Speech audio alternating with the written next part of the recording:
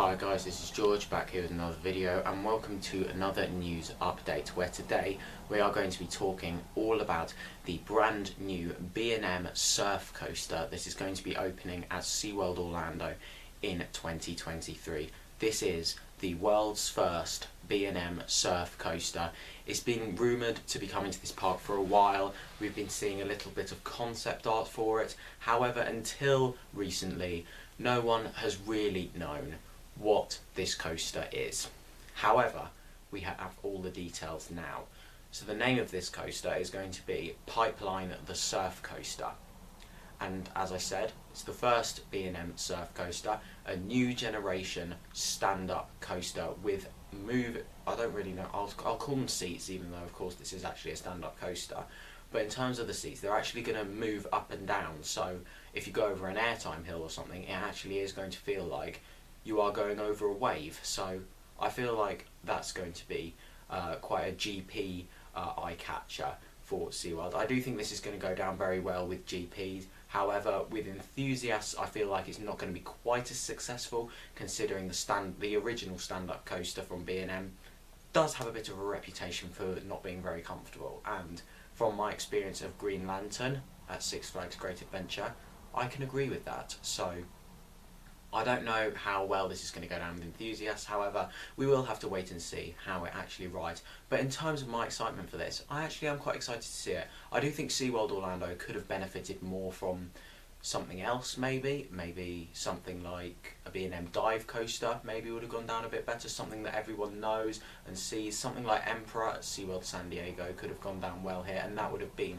an eye catcher as well, because of course dive coasters are something that the GP absolutely loves. So I feel like that could have gone well for them, or maybe something else as well, more of a family style coaster, because of course Icebreaker has got quite a high height requirement. So I feel like something that with a lower height requirement could have been better for this park, considering there's not a whole lot to do other than the big thrill coasters. But Pipeline the Surf Coaster, in terms of some stats for it, I'll talk through the stats and then I'll show you the announcement video that the park put out about a week ago. So in terms of stats, we're looking at 2,950 feet of track, so it's not the longest of coasters, however, it's something. A maximum height of 110 feet, so there we go, pretty decent height for it as well, and of course that's going to be the first overbank after the LSM launch. It's going to feature one inversion, which is going to be a corkscrew, and then there's also going to be a maximum speed of 60 miles per hour on this ride, which is faster than I was expecting it to be. And of course, this is one of B&M's first launches, but in terms of launches, B&M haven't done too much. Of course, we've got Incredible Hulk at Islands of Adventure, which isn't so far away from SeaWorld. However, that's got a kicker wheel launch. Then there's a clone of Incredible Hulk at Universal Studios Beijing. That opened earlier this year, I believe. And then also there's Thunderbird as well, which has an LSM launch. That's a B&M wing coaster at Holiday World. So we're going to be seeing the same launch on this coaster as what is on Thunderbird's. And from what I've heard about Thunderbird's launch, I've heard it's quite snappy. So hopefully we'll be seeing a similar kind of launch on here. So we've now gone through the stats. I'm now going to show you the announcement video that SeaWorld Orlando released for their brand new surf coaster.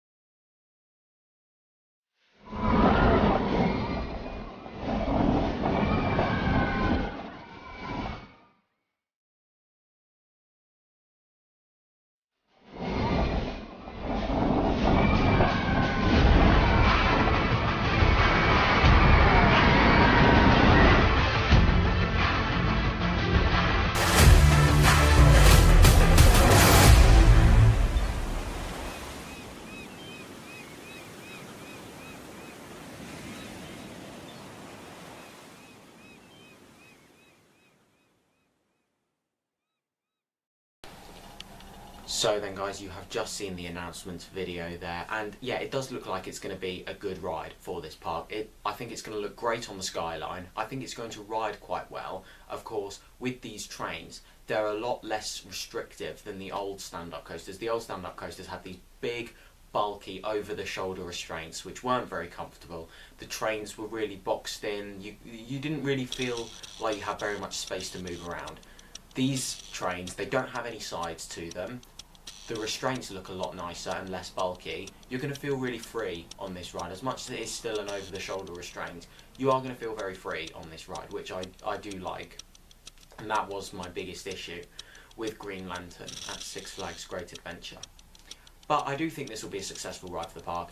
In terms of whether it's the right move for them, probably not. However, I am excited to see this coaster get built and to see what people think of it, and hopefully next year I'll be out there and go and ride it. I haven't been to SeaWorld for a while, so it'll be great to get back there, get on Icebreaker, which I haven't done yet, a couple other coaster credits for me to get there as well, and then of course get on this surf coaster. And this surf coaster is actually making SeaWorld Orlando have the most coasters in Orlando out of any theme park in Orlando. So yeah, it's a pretty nice title for them to have, really. And they've got a good coaster lineup there. They have got some absolutely amazing B&Ms there, such as Mako, a B&M Hyper, Manta, a B&M Flying Coaster, Kraken, a B&M Flawless Coaster, and this is going to be another fantastic B&M at this park, even though it might not have been the right one for them to go for. I feel like maybe something a little bit more family friendly with a lower height requirement would have worked out better for this park. However, this is what's happening, and it does certainly look like it's going to be a good investment for them, and I am looking forward to it. So that is now the end of this video here. Thank you very much for watching. Make sure to follow me on Instagram at George Kelly, follow me on Twitter at George Kelly, and check out my other YouTube channel at George Kelly. Thank you very much for watching. Stay safe, everyone, and I will see you all later. Bye.